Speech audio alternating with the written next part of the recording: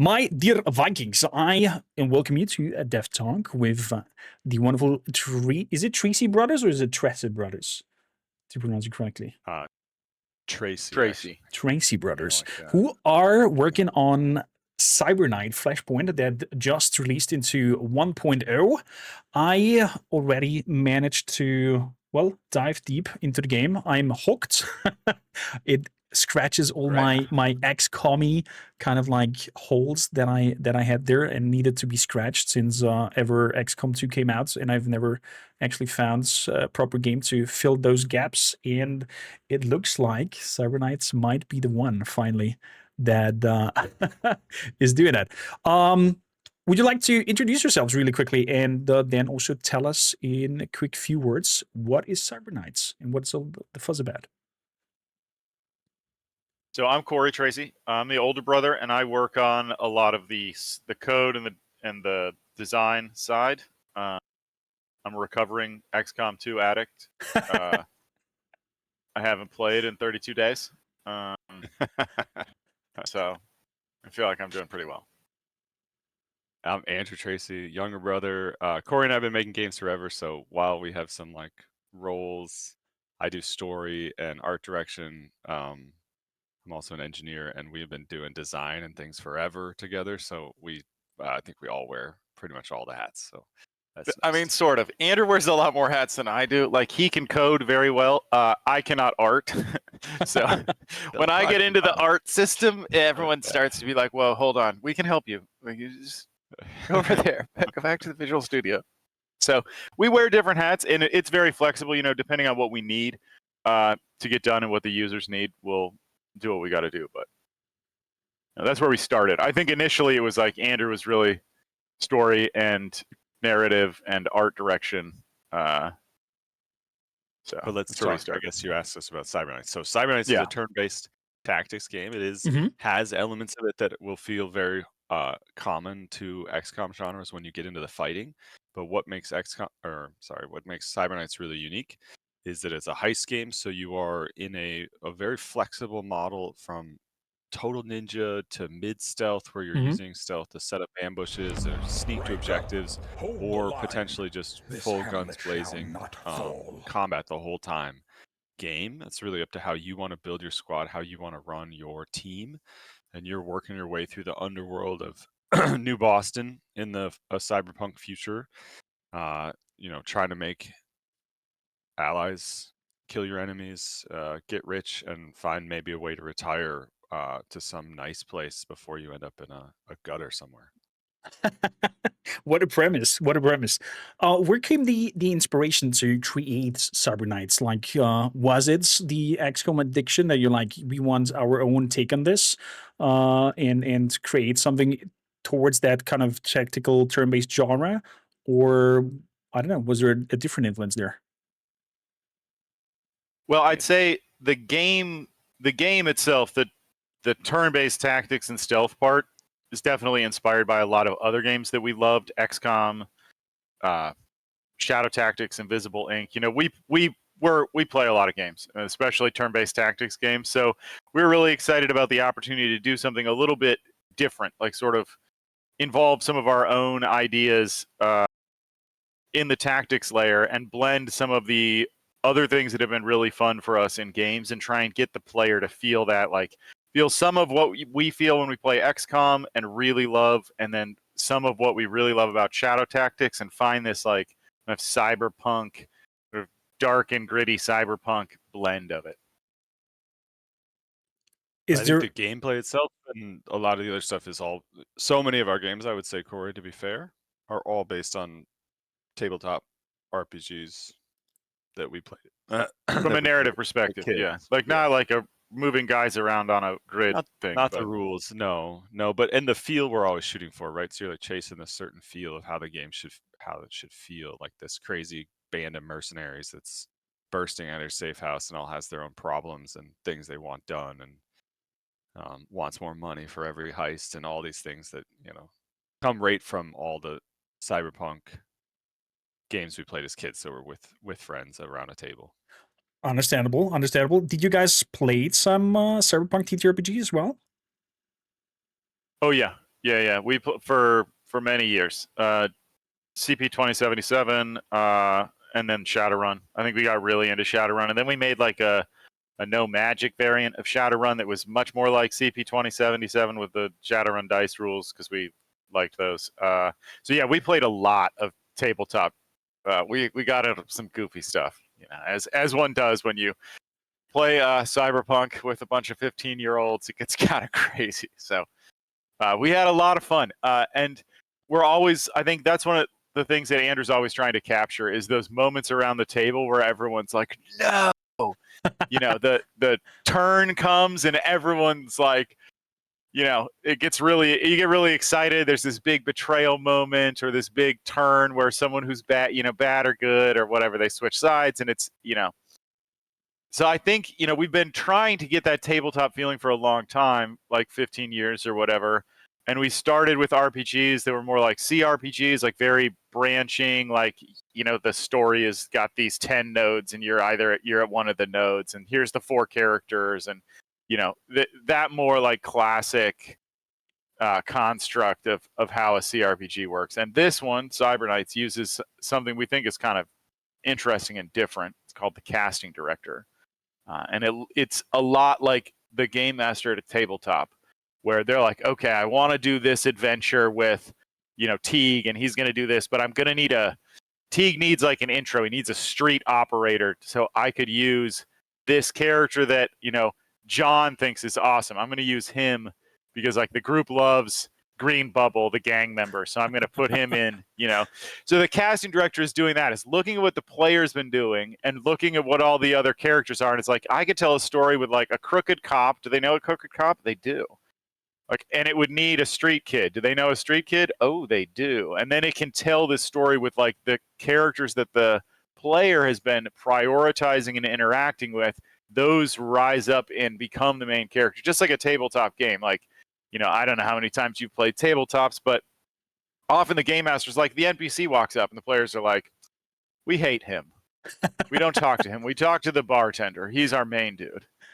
And so in the casting director, like maybe the bartender, you start doing missions for the bartender and he becomes the main character. So I think that's the interesting premise for the casting director.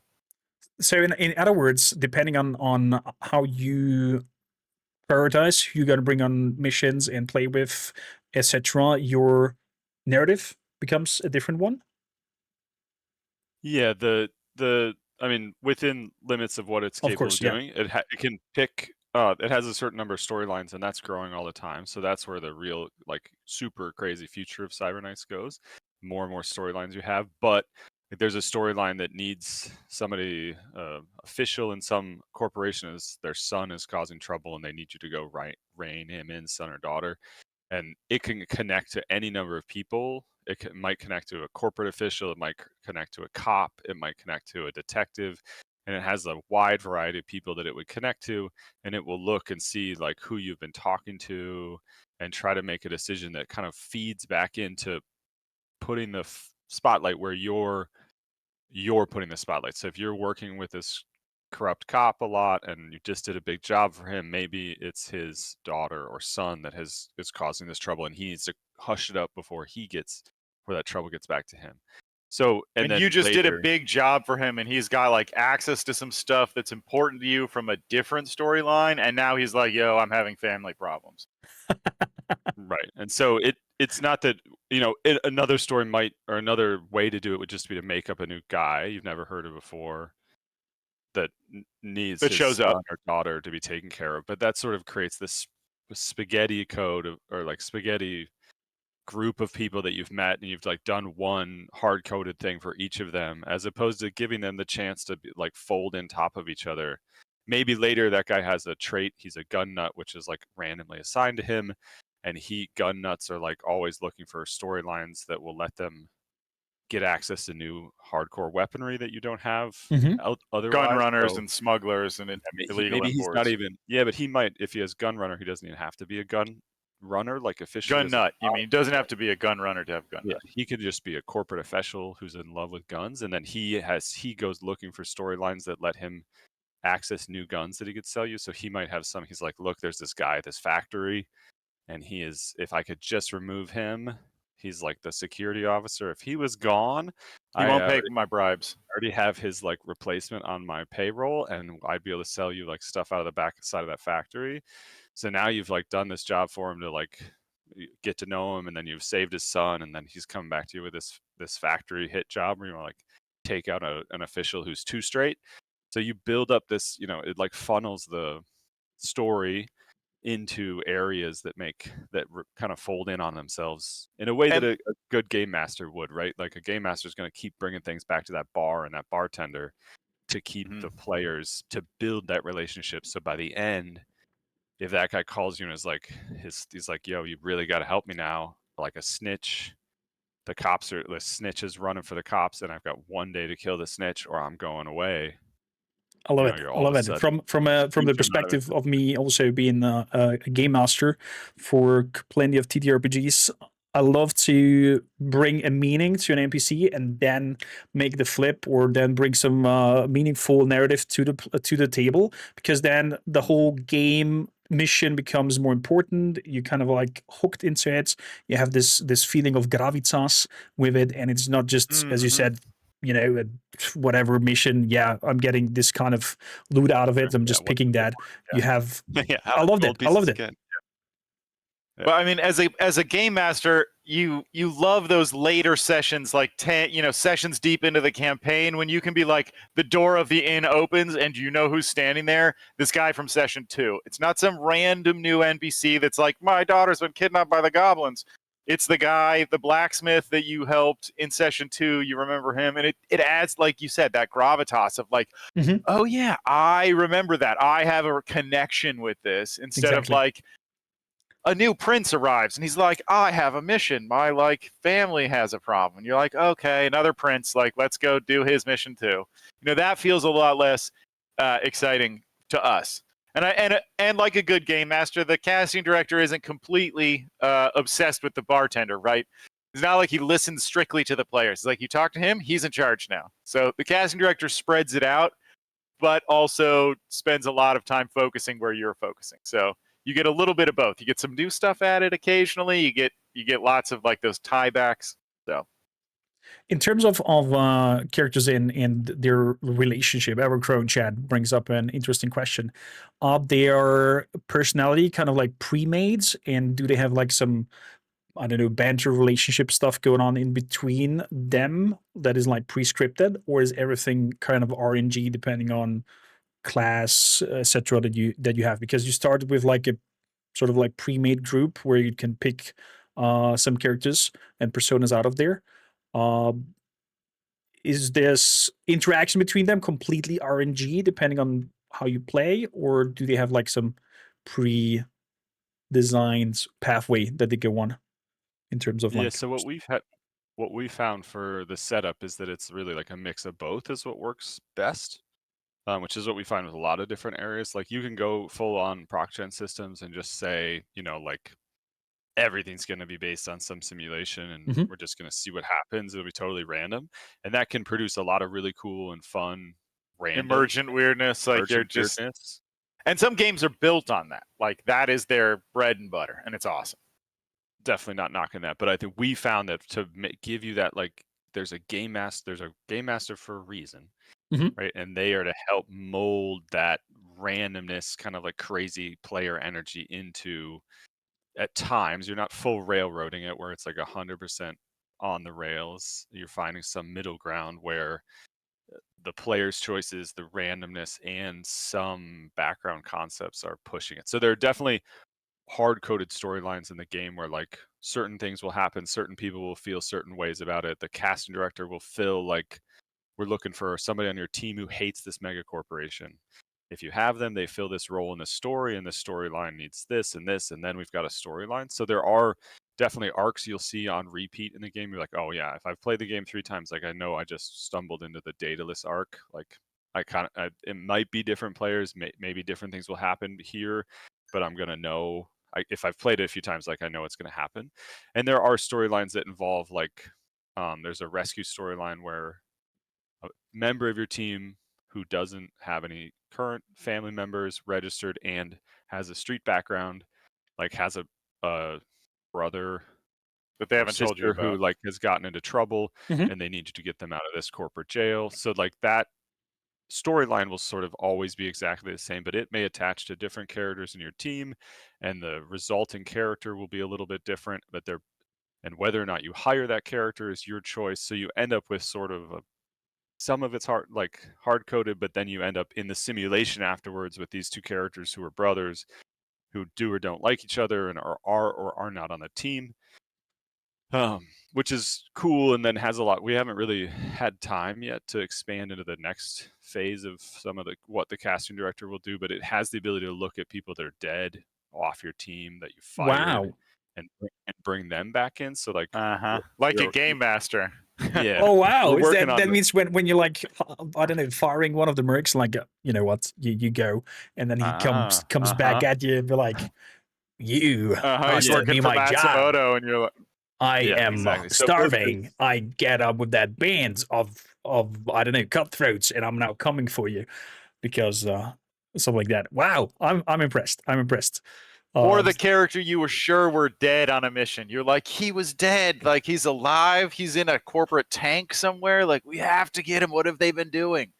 You know, so there's so many exciting opportunities. I think that game masters, as a game master, you got a list of like retired and dead characters. You're just hoping you can find a way to be like, they come back somehow, you know, because it's that, again, it's that gravitas of people that we got so excited because they're like, we thought he was dead. We threw him off a cliff. How is he alive? I love it. Reminds me a little bit of what was that Lord of the Rings game with the orcs coming back at you after you kill them, and then they're like, oh, they have kind of like body It's not that modification. similar to that. I mean, Yeah. we understand the comparison. We're definitely not infringing on that. We've read their stuff. We're not that. So to summarize, it's for those who just joined, we have basically an game master who tells and forms the story for us while we play in this turn-based combat galore. Let's go a little bit into gaming mechanics as a player. How many classes do we have there? Is there? I mean, I have it in the background. It's kind of like obvious. Is there base building? Yes, no. And also, a quick question from chat as well. What is the highest max security level one can trigger while being very unaware of their surroundings? I think the highest I've ever seen was 50. 50? Mm-hmm. What are you bringing It there? takes Max and gunships? Grenades, yeah, right. A lot of snipers and just like camping spawn spots for whatever reason. I think that player in particular was trying to see if the guards would ever stop coming. Oh. And they don't. It's a mega corporation. They have an army. So like you're 4 people, they're always going to have guards. Eventually they'll send more. So yeah, the security level keeps going up. And that's part of the trick of Cyberknights is like it's a know when to say one type of game. That's one of the skills, if you will, that the player can learn of looking at the map, looking at the situation, the security level, and being like, it is time to leave. We're done.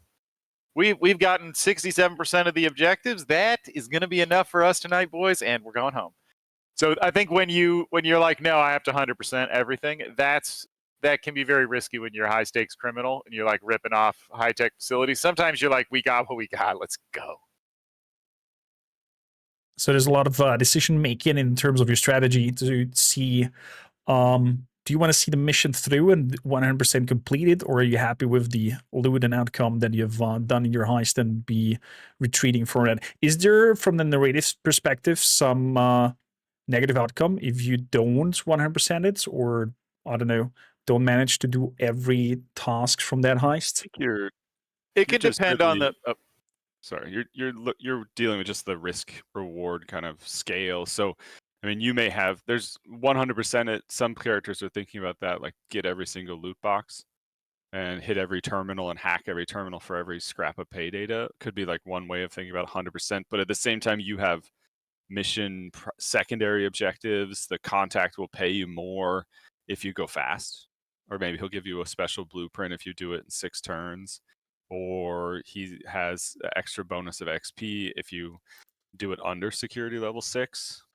Mhm. So there's different types of rewards that are kind of pushing you in different styles of play, offered for different styles of play. And then you have all these long-term consequences of getting shot. So if you're in the middle of a gunfight and if you're camping and just killing everybody and it's glory, then that's one thing. But if you're actually in a high stakes situation, you're getting hit, you're taking long-term stress, possibly long-term wounds. Your guy may be out for 15 days, like in a medical pod after this. So kind of have to do some squad management. If the brother gets shot a lot, then his brother is taking stress about it.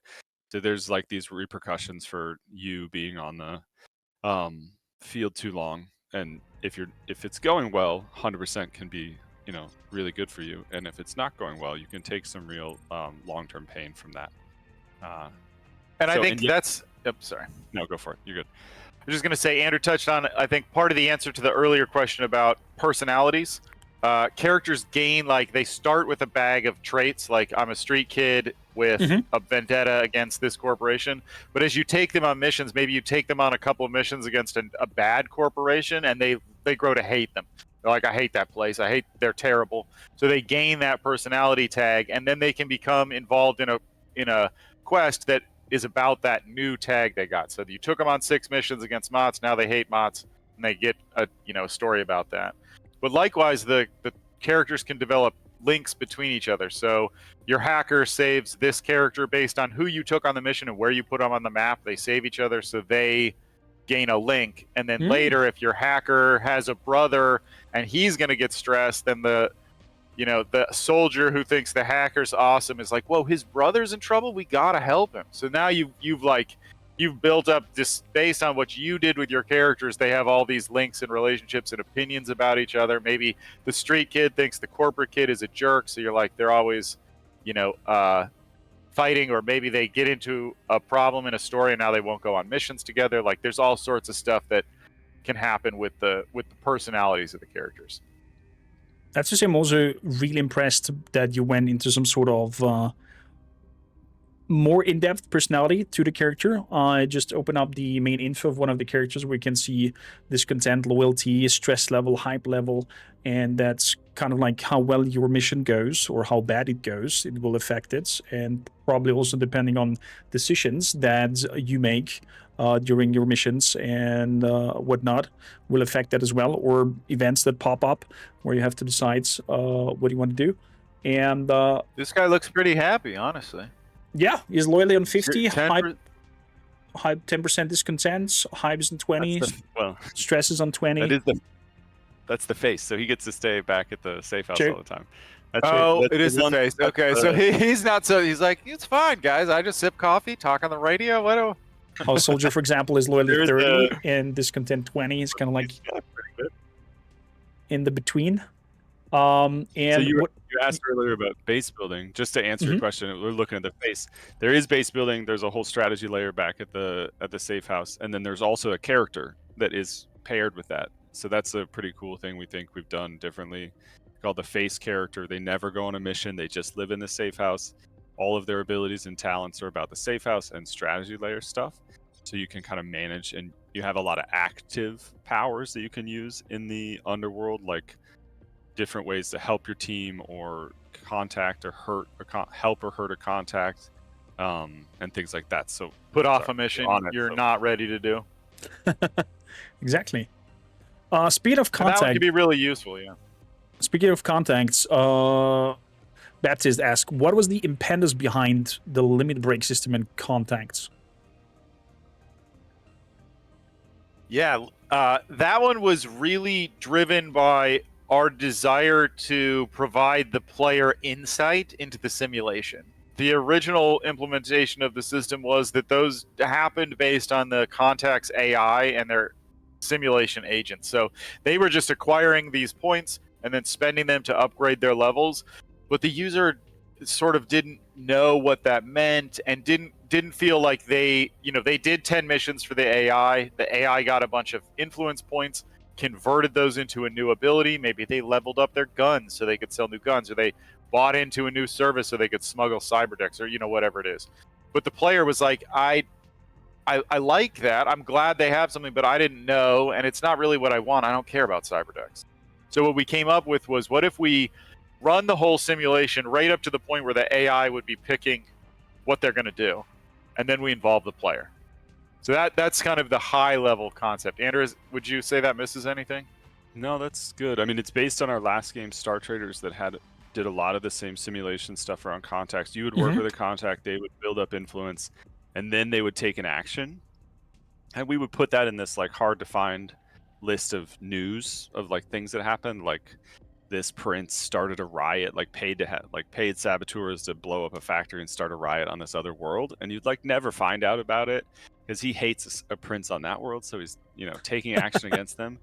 And you just never, it's like too much to track, and there were too many contacts, but to track it hundreds of contacts all fighting each other constantly. Like but we took that and said like what players wanted was to know what was happening, and we said okay, knowing is kind of like it's not as fun, like let's let them steer a little bit. It's only half the battle. If you have a contact and they limit break, they get enough influence, you work with them to help them get an action, then the simulation picks what action they take, and you have, if you're friendly with them and you have favors built up, you can change the actions. So you can do like a quick swap on them, be like, oh no, not guns, like let's do armor, or why don't you level up this trait that makes all your stuff cheaper. So I think that it came a lot from Star Traders and the things that we felt like could be better there, and then got refined as we got into Cyberknights, and the fact that it's a bit more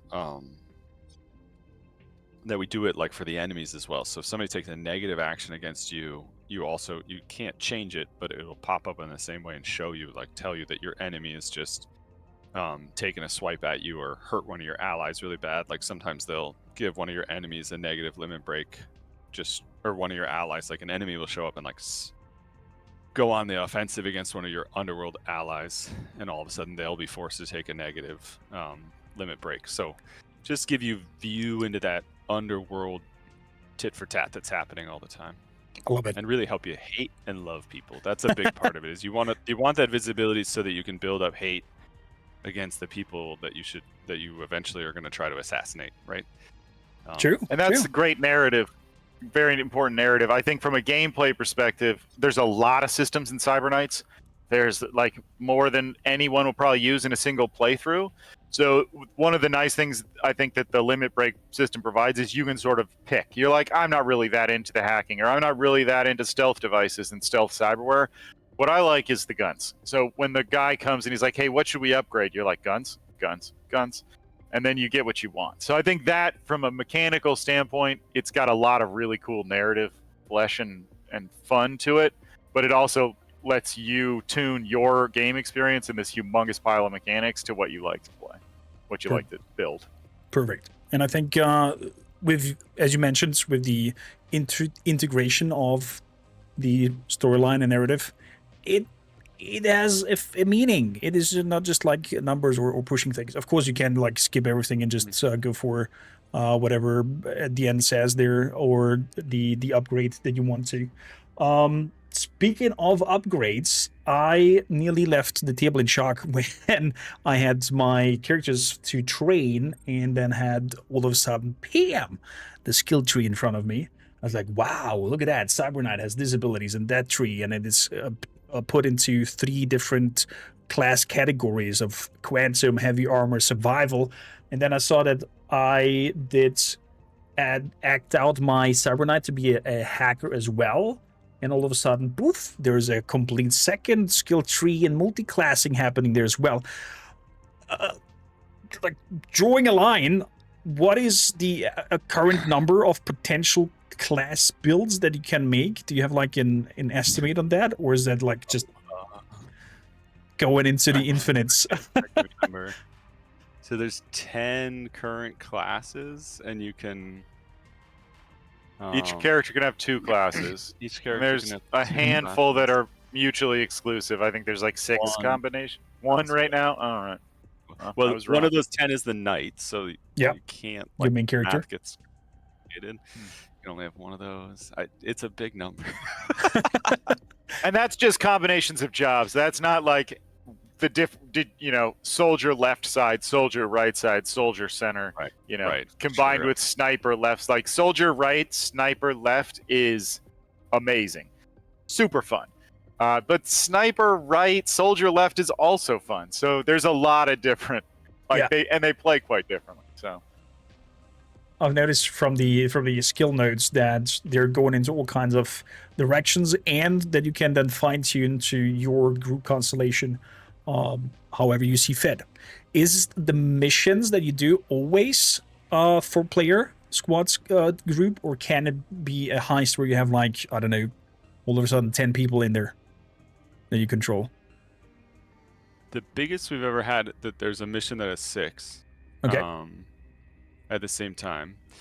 Once you get up to that height, it starts to honestly be hard enough for us to throw enough enemies at you for it to be like, it starts to kind of get really overwhelming. We probably will do more than that, but it's something that's like more of a it feels really good when it's rare, right? When if you're like used to 4, 4, 4, and then all of a sudden you're like 5, you're like, whoa, this is different. And then 6, you're like, this is so many people, and it's you can set up a totally different mission around it because it's more of like an all-out go time. So we love to think of it more of that, like, we look for places like that where we can, a lot like a game master would do, where you like kind of try to change the gameplay, do some sort of shock to the system for a little bit. Another one, like we were talking about the Nemesis system earlier. We have a headhunter system. That's one of the reasons people bring up Nemesis occasionally, is that some of the contacts that hate you can pay very powerful headhunters to come looking for you, and they basically are a looming threat, and they can interrupt any mission that you're on. There's certain exclusions, but like almost any mission you're on can be interrupted. They will show up on the side. They'll like kick open a door on the side and be like, kill the characters, and they'll beeline for you and try to kill you, and you can get the hell off the map, be like, oh my god, it's Matcha Gold, I gotta go, I can't deal with this right now. Or you can try to fight him and kill him, and if you don't kill him, he'll come back. I don't know again. what that guy's problem is. He's such a jerk. But it's also Wow. fun because they show up, and the AIs are not friendly, right? There's you, and then there's each AI faction. All the AI factions hate each other. So you've got like this high power strike team. Matcha Gold is sniper, and the sword lady he runs around with, he shows up, and you've been raiding this Brave Star facility, and Brave Star's like, bad guys, and then they're shooting them, and Matcha's shooting you, and you're shooting everybody, and you're trying to get out of there. I love those complications because they're just chaos. It's just like you don't know what turn they're going to show up on. Will they show up this mission? Maybe it's next mission. Maybe like right at the moment when I'm like, oh, we gotta go. It's time to leave. That's when Matcha Gold kicks open the door, and he's like, he's right over there or whatever. So it adds game masters love to do that too, where they're like, Oh yeah, the players are in a vulnerable position, like the bad ninjas arrive or whatever. exactly. Let's stress them out even more. But that creates this sort of like, we look at it like a compression bubble. Like, Matcha won't be around forever. You're either going to kill him, or he'll miss you enough times that the contract will expire. So like during that time, for like maybe, I don't know, depends a lot on your style, but maybe 2 to 10 missions, you have this totally different way of needing to play. You gotta like think, you can't take the weak guys on the missions right now. The veterans the newbies have to stay home. It's A team only. Like, got to bring the heavy guns. Matcha could show up at any moment, and so you have that kind of.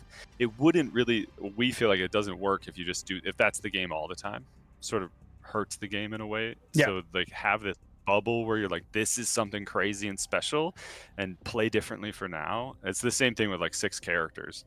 You get 6 characters in your map, you're like, this is crazy. Like, pick all 6. Let's see what we can do.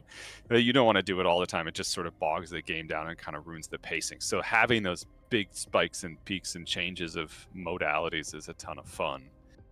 So we try to build them into the game. And I think you did there's it. also like a. Go ahead. Go ahead. I was just going to say there's also leverages you can use, options you can upgrade your missions to take an extra character. Like, you were going to walk through a tunnel, and the sewer rats are only going to let 3 people through, but if you pay this hover operator, they can just drop you off on the doorstep, and you can bring an extra guy. So that can feel really fun for the player, where they're kind of surging. They're like, well, we're headhunted. Like, I'm going to pay an extra $50K to bring my bodyguard soldier guy. And I think that's a fun a fun wrinkle. We have tested it with up to 10 players, Wow. characters controlled by the player. The engine holds up, but to like Andrew said, to fight 10 guys, we need so many monsters right now that it's not very much fun, because you just like the turns take really long because you've got 10 guys and they've got 20. And so I think what we need is much stronger boss monsters, and then maybe bigger levels. Not fun. The one, I don't know if it'll ever work. The one I'm really excited about is that a map would like split two groups. You'd have like group A like in the sewer tunnel over on the left side, and they have to get and like break this security host that lowers the door for the other team who's like hiding outside the facility before they drop the shield. That always feels like in movies, heist movies, it's like a really climactic thing that they're like, well, we were all working together, but now we have to split up into two teams that are like intimately dependent on each other's success. I feel like that's I think they do that in a lot of Ocean's 11 movies where they're like cutting back and forth between like Team A is in trouble, Team B is in trouble. How will they survive? I always get excited about that concept. I mean, it's definitely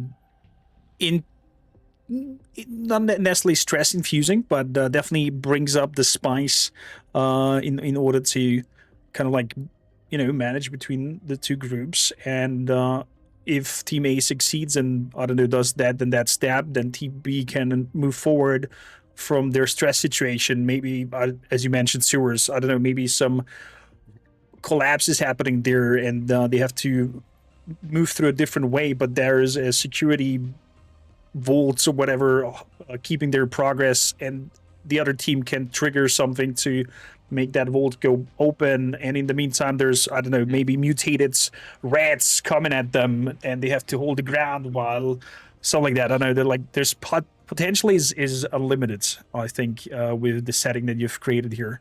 And I'm super duper excited to see how much love you bring to the table, and that the whole mindset behind it is coming from a TTRPG aspect. Myself being a big fan of that genre, I am found a big space of love now in my heart for cyberknights and you guys.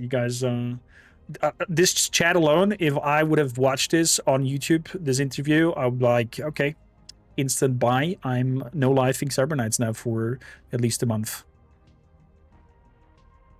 Well, that is I think as a game developer, that's probably the highest praise you can possibly hear. As you talked about your game and somebody said that sounds like the kind of thing that would hit for me, I'm going to go try it right away. We had it at the beginning when we started playing out the game, where like people were like, okay, this looks interesting, let's have a look at it and watch it. And as we were like half an hour in, and we started to see the skill tree, we started to see the character customization, we started to see that we can do all kinds of cybernetics and implants to the character, base building, and then all kinds of a little bit of squad management and time management, depending on recovery time from getting a new implant, and this kind of whole spiel, making it feel organic and meaningful. I'll like one comment after another. Okay, I bought it. I'm playing along. And looks like the let's lean back and watch and wait triggered into I'm clicking on that download button and joining the fray. So that was my starting experience of the first 30 minutes of the game. Chat being like, that's awesome. I'll grab it. That's so great to hear. We have been really excited to see the game have some success at launch. I think we're relieved and really pleased that it will give us the opportunity to finish it the way we want to finish it. So we've got a lot of DLCs and free DLCs, whatever you want to call them. Big content releases patch coming, and content patches. So we're really excited, and now we're gonna, I think, have the runway to make our dreams come true. So yeah, we are kind of a studio who loves. I mean, we built a really big game. It does so many things. You were kind of rattling off all the stuff that's in it. Like we built, it has a full story from beginning to end, retirement storyline, but it's, we build these games with a hope that in the post-launch era we can update them 200 more times with tons more stuff and make it even cooler and better than it is today. Our last game, Star Traders, we were up to like 355 times Wow. since launch. So they're just like, And it's over 5 years, but yeah, or of course, but couple like years. still updating. So we are super excited the launch, and the number of people that come to check out the game and play and help support us are all feeding right back into that. Like, let's go, keep updating and keep improving. With big free expansions, we got a whole bunch of them. We're gonna post our roadmap in the next week or two. Gonna have to. A ton of our roadmap comes from players, and a lot of what we focus on comes from player feedback. So, that's really a lot of, not the narrative. Andrew's coming up with that on his own, I think. But I guess you get ideas from the community for that too. Maybe not as often as I get ideas for like buttons that should be improved, but we got to give some big shout out to the Kickstarter crew. It's been 5 years, but in 2020, March of 2020, we wrapped up the Kickstarter for Cyberknights. So that was a weird time, but we have finally arrived with the game, and a lot of them had it for 2 or 3 years in the hands through the alpha and early access. But for those players who are waiting for the full launch, we really appreciate your support. And a lot of them have purchased or got involved in creative rewards. So the characters you're recruiting in the game are coming from Kickstarter backers, and there are upcoming heists and enemy contacts that will be developed by Kickstarter backers and stuff like that. So we do get a lot from the community in that regard as well. And I want to just, big shout out to the Kickstarter backers who supported us and have been so patient as we've worked through this and brought this one to market. We have some in chat even. that's awesome. Hey guys, mentioned that they're since day one part of the whole journey and are super excited for 1.0 to be out and Awesome. to see the journey and the progress further on from there. In terms of a few statistics, and then I'm grabbing also chat if you have any last questions to throw at them before we wrap up. Let me know. In terms of game length, how long is a session to be played, start to finish, give or take? I have gotten through Daedalus in 37 hours. So that's like start to retirement at level 30 or something. So then that's, I don't know, Andrew, what do you think? What's your like? I don't know if you've played it end to end recently, but that's really where I would say, like, if you're not completionist, you're not going to go all the way up to max level, and you pick up the retirement story, which is offered near the end of the game, 40 hours roughly, and that depends so much on your pace of play, like, and how much side stuff you want to do and all the things. But like a regular standard straight I play very fast. Yeah, so like fast. Obviously because I know where all the buttons are. Of course, yeah. So I would say 37 hours on a solid difficulty. It's going to be, if you play fast and you play on a lower difficulty, you'll have less turns where you're like, oh, what am I going to do? So I think somewhere in the 30 to 40 hours, maybe 25 if you were a lot better at XCOM than me. Like I've seen some save games of people that I don't know how long it would take them to finish the game, but it's scary. But I can do it in 37, 35, something like that. Would I ask him what difficulty involved, do you like play Andrew on? said, I play on brutal. So that's my preferred difficulty. I play on Chrome sometimes, but Cyberknights, obviously, since I play it over and over and over, when my guys die, I'm like, yeah, cool. We get to test death. So I like brutal because I know I'm going to play again. I'm going to start over. And it's like, I'm not super emotionally attached to a run because I'm going to be doing it this year, next year. And so I like to play on the harder difficulties just so I can experience the full scope of, all the different parts of the game. The one thing I would like to point out to maybe other streamers, yourself, your people who are chatting, we are really proud of the ability to export appearances and build into little blobs of strings, which we hope will be useful for streamers who are like, hey, or players who are like, hey, does anybody have a cool looking soldier on the chat? Or you're like, hey, you can be Aaron. I'm going to name you Bob. Hey Bobby, you can be Aaron. Send me an appearance. And so if they have the game, they can go in and tweak their character and eyebrows and hair and everything, and then send you just this little blop of like, you can drop that right into the game, and then boom. Or their build. Somebody's like, hey, I've got the best soldier build. You got to check this out on Discord or in your chat or whatever, and they can blop this little just. It's just nonsense characters in a string, but the game understands it. It's the two trees of hacker cyber knight. So if you were like, hey, does anybody have a good build for this cyber knight? And somebody be like, here's level 30, pretty much invincible in the Matrix. You could try it out, and it'll sit there, and you can buy along as you level up and follow their guide, or go off the rails at some point and do your own thing. So I think that's really fun for the ability to share your gameplay. I definitely love the idea of sharing and importing the styles of others, especially if, as you said, people own a game and they're like, oh, you're doing a playthrough? I would like to be character XYZ. Here is how I want to look like, and here is the preferred skill tree that I would like to use as well. Going down that road of community involvement, do you think that the game itself will open up to modding as well at some point? Definitely. Obviously, we're a small studio, so it's difficult for us to commit, where we're at to what we'll have in the future. But we spent an incredible amount of time preparing to support mods. Our last game supported mods. Maybe I would say our last game supported mods, but not as well as we wanted it to. There's a lot of great mods, and our modders have been amazing, but there's a lot of tools that we wish we'd given them that we didn't give them with our last game. So we worked really hard to build the tools in early to Cyberknights so that a modding community can grow around it.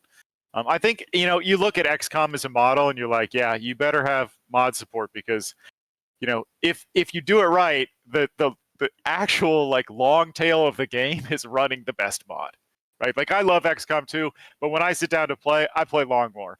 So like I don't think I've played vanilla in a long time, but. Same. So it's I think that's one of the really exciting things about mods is there is a possibility that if you do a good job as a developer, the chosen one will arrive and they will give you a better mod than your game. Not that Long War is, I mean, they're different things, but you know what I'm saying? Like if you build it, there's a possibility that someone will show up and make something truly incredible. Star Wars conversion, or whatever it is that is their passion. I love that for mods. So we've worked really hard to support it, and we hope that we can. That sounds fantastic to me, because that will bring longevity to a game, and as you mentioned, maybe all kinds of crazy crossovers, overhauls. I mean, it depends, of course, how in depth the modding ability is there to be able to, I don't know, bring in different textures, bring in different story arcs, manipulate the quest lines, write in new arcs, map design, etc., etc. But yeah, it can, as you said, can go crazy and can become the most exciting thing. What I can think of right now out of my head, you mentioned already, Long War for XCOM 1 and 2, just ultimately elevated the game for me to be something even more exciting and even better. Or going into the RPG sections, Enderal, who used the Skyrim engine to tell their own complete storyline, just using the engine and the assets that they did. Can highly recommend it. Fantastic storytelling. And yeah, to summarize it, turn-based cyberpunk setting, very XCOM-y, very, and a lot new unique mechanics that are brought to the table that I think give some fresh air to this whole genre. And the game just released, and we have lots and lots more to come. A roadmap will be soon shared with us as well. Is there anything that I forgot and you want to add to kind of like summarize the bubble of Cyberknights? My one plea is, if you are playing and you run into any problems, press F10 and send me a bug report. It includes all the details of the issue and makes it very easy for us to address the problems. So we recognize that the game is not perfect and there are occasionally problems. So we put that system in there, and we hope that people don't hesitate to use it. If you see something, say something. Nice little jab from the side for report bugs and fledge them out. Love it. Love it. The launch And- sale is going on for the next 10 days, so there's a discount going on right now if you want to get in. This is the time to do it. And if you are playing, we're a tiny little studio. We have 3 game developers working on this game and 2 additional team members doing community and marketing. So please leave us a review. We work hard for you guys to take a look, play the game, and leave a review. That's so helpful. There's like nothing, if you enjoy the game, there is nothing more helpful you could do to us than to leave a review. So please do. Or, if you're a big streamer and have a channel, obviously having us on here is really nice. Leaving a review is also great. Thank you. We really appreciate it. Of course. Always. I will definitely share the love and also try to bring some friends over to showcase it. Cringer, for example, recently showcased it as well. A good streamer colleague and friend of mine. And I'll definitely gonna hit up some more to annoy them. But you have to try this. You will be We addicted. appreciate that. Word of mouth is definitely big. Reviews and word of mouth. Yeah, I feel like it is a kind of game that people that like it will, I think, share it because it's, I think it's something special. I agree. Thank you guys for tuning in and taking your precious time. It's been quite a lot longer than I was planning to occupy you guys. But I appreciate your We insights appreciate your time. and also Sometimes. to see behind the brains of a game. I think that makes you always appreciate a game even more and to understand the whys and wheres, and also gives the fan base an opportunity to have a front to come up and ask questions if they have some. So big thanks to you. Claps to your launch, and I hope to see more. And thank you to the chat for all the questions and positive vibes. Big thanks. Good. With that, I see my farewells. I'll jump into for another hour of cyberknights on my side and continue our storyline. For those watching this on YouTube later on, the interview, feel free to click the links down below to the game. As they mentioned, it is right now on sale, and also to the gameplay video to see some of it in action to get your opinion about it. With that, you guys have a wonderful one. Thanks for your precious time. Thank you, sir. Cheers. Thank you. Bye.